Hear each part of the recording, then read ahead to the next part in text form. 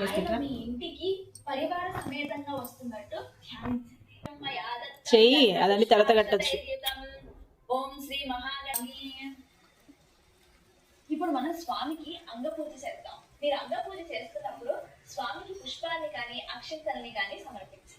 గణేశాయ నమః పాదౌ పూజయామి, ఏకదంతాయ నమః జానుని పూజయామి, విఘ్నమహాదత్తూరపత్రం పూజయామి, లంబోదరాయ నమః బదరీపత్రం పూజయామి, గుహాగ్రాయ నమః మంగళప్రదాయ నమః, అవ్యక్తాయ నమః అప్రాకృత పరాక్రమాయ నమః, సత్యధర్మిణే నమః, సఖయే నమః, సరసాంబునిధయే నమః, మహేశాయ నమః, దివ్యాంగాయ నమః, మణికింకిని మేఖలాయ నమః, సమస్త దేవతామూర్తయే నమః, సహిష్ణవే నమః, సతతోద్భితాయ నమః, విఘాతకారిణే నమః, విశ్వకృసే నమః, విశ్వరక్షాకృతే నమః, కళ్యాణ గురవే నమః, ఉన్మత్తవేషాయ నమః, అపరాజితే నమః, సమస్త జగదాధారాయ నమః, సర్వైశ్వర్యప్రదాయ నమః, ఆక్రాంత చిరచిత్రభవే నమః, శ్రీ విఘ్నేశ్వరాయ నమః,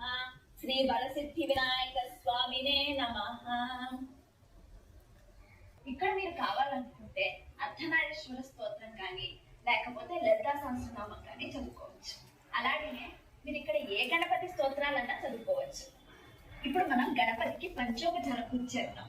ముందుగా దశాంగం గుగ్గులోపేతం గోఘృతేన సమన్వితం ఉమాసుత నమస్తుభ్యం గృహే నమః ధూపమాగ్రాపయామి.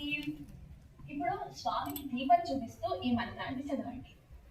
సాధ్యం త్రివర్తి సంమహాదూర్వాయుక్తం పూజయామి, ఆకువాహనాయ నమః దూర్వాయుక్తం పూజయామి, వినాయకాయ నమః దూర్వాయుక్తం పూజయామి, ఈశపుత్రాయ నమః దూర్వాయుక్తం పూజయామి, సర్వసిద్ధిప్రదాయకాయ నమః దూర్వాయుక్తం పూజయామి, ఏకదంతాయ నమః దూర్వాయుక్తం పూజయామి, ఇరువక్త్రాయ నమః దూర్వాయుక్తం పూజయామి, వాయుక్తం పూజయామి, కుమారగురవే నమః పూజయామి, ఏకదంతైకవదన తథా మూషిక వాహనాయ నమః దూర్వాయుక్తం పూజయామి.